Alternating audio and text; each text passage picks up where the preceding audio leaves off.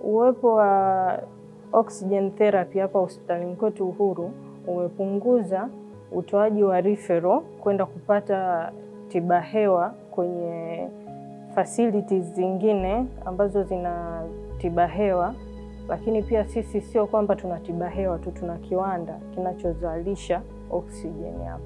Uwepo wa hewa tiba kwenye hospitali hii imeturahisishia sana wananchi kuja kujifungulia hapa, kwa maana tuna uhakika wa usalama wa sisi pamoja na watoto wetu, ambapo tutapata hewa tiba endapo ikitokea shida yoyote ya kupumua kwa mama au kwa mtoto pia.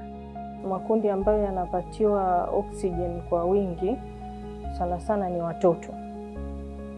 Wengine wanaokuwa wamezaliwa on spot after delivery, na wengine ni watoto ambao wanakuja walishazaliwa, wametoka nyumbani wakaja wanaumwa.